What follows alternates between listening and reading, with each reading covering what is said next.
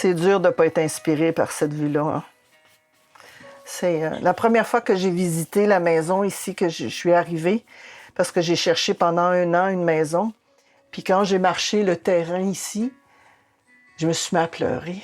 La vue, tout l'espace, le rocher percé, la mer, puis c'était vers 4 heures, donc les jaunes étaient spectaculaires. Là, puis j'ai fait « Oh my God! » Tu sais, j'avais des frissons qui me passaient sur le corps.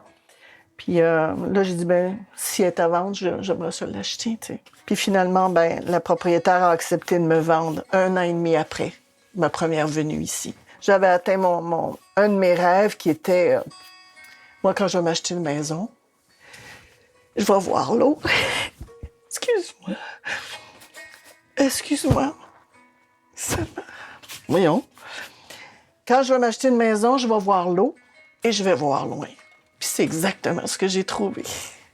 Moi, je suis à Barachois, plus qu'à Percé maintenant, puis la communauté, elle est absolument fantastique.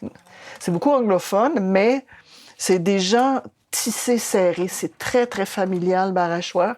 Fait que ça me convient. Tu sais, j'ai l'impression que je suis un peu loin de ma famille, mais j'en ai retrouvé une autre ici. Tu sais. Je suis quelqu'un de très sociable.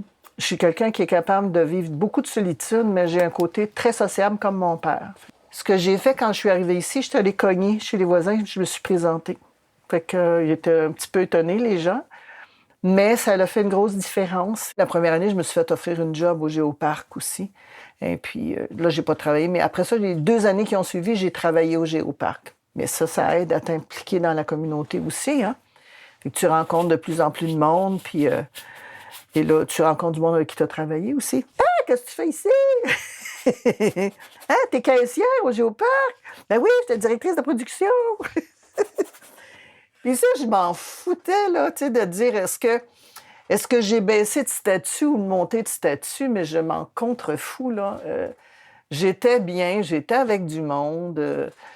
J'ai travaillé fort dans ma vie, puis je trouvais que...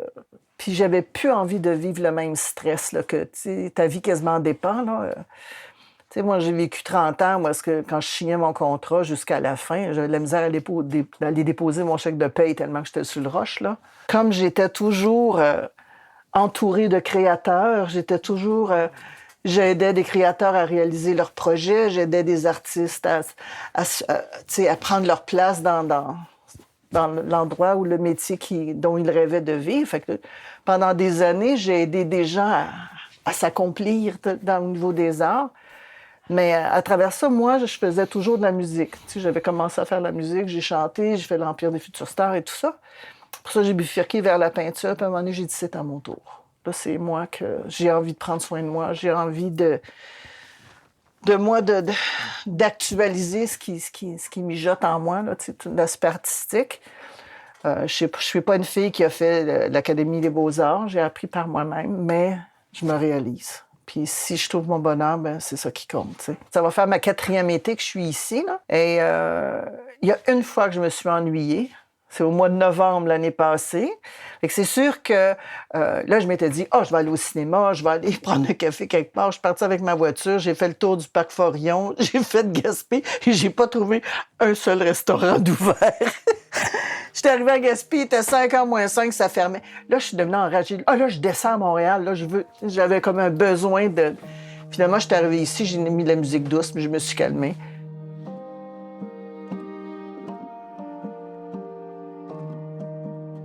Je pense qu'à 30 ans, j'aurais jamais pensé...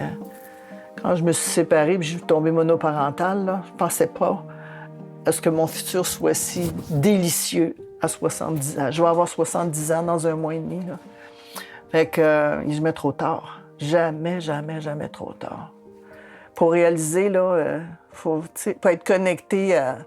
Faut pas s'avouer vaincu trop vite puis dire « Oh non, ça m'arrivera pas. » Je suis née d'une mère archi-pessimiste puis je suis contente d'avoir hérité un peu plus du côté optimiste de mon père. Mais j'apprécie ma capacité de déguster la solitude. Je suis pas isolée, mais j'aime la solitude.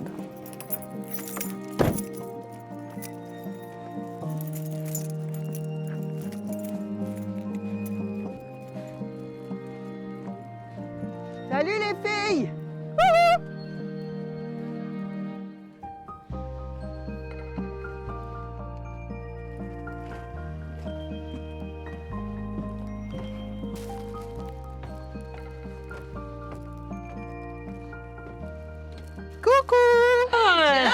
Lave-la! Hey, le rocher, il est assez beau. L'eau est toute brune, là. C'est Toujours beau toujours ici. beau, hein? Salut, ma belle.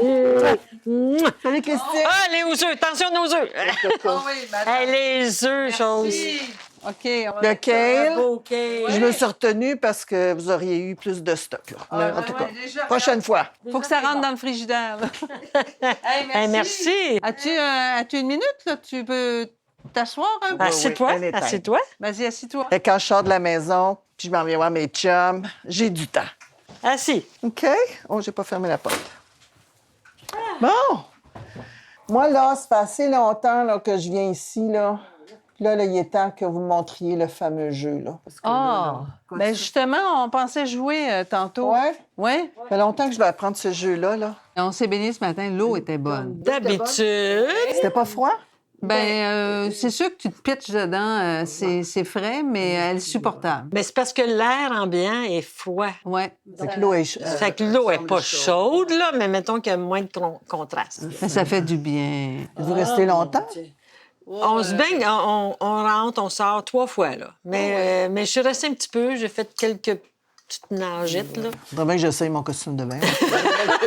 Que Daniel m'a donné. Attends pas au mois d'octobre. Hein? C'est ça. Là. Fait que vous n'êtes pas resté longtemps à la plage? Ben, on a regardé un petit peu pour des roches, puis des larmes de sirène. Après ça, on va s'asseoir sur notre petit banc. Et là, il y avait une dame qui était là.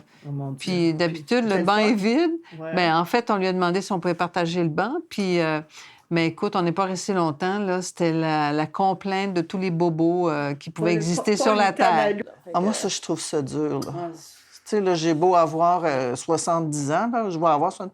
Mais moi, là, quand me taper ça, là, le récit du pédigré médical... Mais on n'a pas été capable de placer un mot, là. Elle a parlé, là. Fait qu'on on a prétexté qu'on avait faim, puis on est parti. C'est pas notre cas, nous autres, ça. Non, non. On n'est pas mais- trop tamalous, nous autres, hein? Non, pas Toi, tu t'en vas où? T'en vas où? Tu pars quand? Tu reviens quand? On est encore pas mal trotteuses, nous Ah autres. là. oui, pas mal. J'avais un grand rêve, c'est d'aller en Inde. Alors, je suis allée en Inde en 2010, et juste pendant un mois. Et puis, là, le goût de recommencer à voyager, là, je me suis dit, non, là, je me remets à voyager. Et puis, à un moment donné, j'ai rencontré une amie qui avait un nouveau chum et qui m'a parlé d'un organisme qui s'appelait Casira. Et c'est des voyages humanitaires en Amérique, dans 16 pays dans le monde. Alors, j'ai dit, ça m'intéresse, tu sais. Fait que Casira, c'est vraiment du travail au pic et à la pelle, là.